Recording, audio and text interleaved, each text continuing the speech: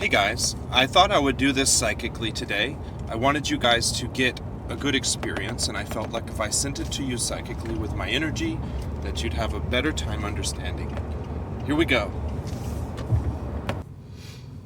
You know, it's funny. As we grow up, we look for the big signs in life. What college am I going to go to? What car am I going to drive?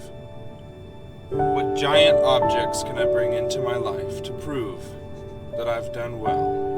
How big can my house be? How shiny can my watch be? How many diamonds are on my wife's hand? But the big signs are the joke. The big signs are the illusion. The grand infiltration of a false consciousness. The world actually speaks to you in very little signs. Sometimes microscopic in comparison to the signs you've been looking for. For instance, say that you want to know the answer to something. Now, this is no magic 8-ball solution. But say you're on a spiritual quest. You're wondering whether you should go to City A or City B to visit and speak or to teach. Okay? Well, on your own, it's a toss-up. You could flip a coin several times, see what the biggest percentage is, and that's okay, sure, that's chance. But if you want to merge into fate, you have to start paying attention to what's happening around you. It can be as simple as, I wonder if I should go to City B. And at that moment, a bird flies over your head and a feather falls on the ground. Now, most of the time, you wouldn't think that feather falling to the ground had any kind of significance at all. It's just a bird. There's so many of them. They fly around, feathers fall everywhere.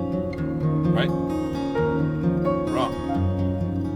Because when you ask for an answer, what happens is you put that energy out into the universe. You put that request. And that goes sometimes into the mind of that animal.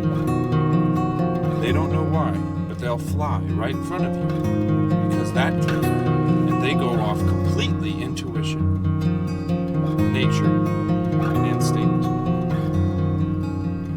So they just do what pulls them, what compels them. And when that happens, they drop that feather before you, and you don't see it. And so you go to City A. Well, nothing happens, and you wonder why your spiritual quest isn't going the way that you wanted it to. Your self-fulfilling prophecy of the amazing person that you would be has not been fulfilled. Well, you have to start paying attention to everything. It can be really small. Sometimes it can be ants just start walking in a circle. And now it's not the ants that are walking in a circle that should throw you off or make you feel like you should make a decision. It's when these circumstances occur directly after you have asked something or you're faced with a choice or a dilemma. You start looking around you. And it's not going to be just animals. It can be a pine cone falling out of a pine tree and landing right behind you. It can be someone calling you for no reason, but they're related to what it was that you were confused or on the edge about. Everything in your life, everything in existence is an answer or a sign. Because everyone's life contains a certain amount of prophecy. Everyone's life contains a certain amount of lessons to be learned, and everyone's life has a certain goal that you decided on before you came. You knew that in order for you to exist in the future, in your complete form, you you must experience the existence being created, which is you going through the experiences to learn, to craft that existence. Because no existence, no matter how physical, metaphysical, non-physical, spiritual, it must have a physical basis and a physical structure. It needs a cornerstone, a foundation. It starts on the physical and it manifests its way all the way up to the spiritual. Now, what does this mean for me? Do I need to become a crazy nut looking for signs in everything?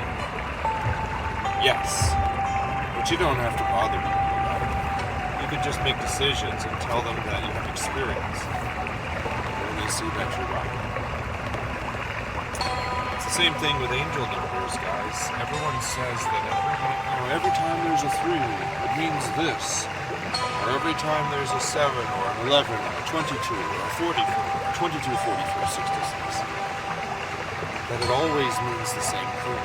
Unfortunately, that's not the case, because angel numbers are for you. So you have to pay attention. So if you're wondering, am I doing the right thing right now? And you look at the clock and it's 11:11. Go ahead and do that thing and see if it works. If it came out perfectly, exactly the way that it needed to, then yes, the 11 for you means that. But you really have to pay attention, because everyone's life is different. Everyone's perception is different. In order for your perception and your neighbor's perception to be exactly the same, you would have had to live every second of every day of the exact same life. Because everything that you've learned through your life has been building and building upon the thing that you learned before it, starting from the day you were born. Which means you literally know nothing, because someone taught you everything that you know. You can only trust what you've seen with your eyes, what you've experienced.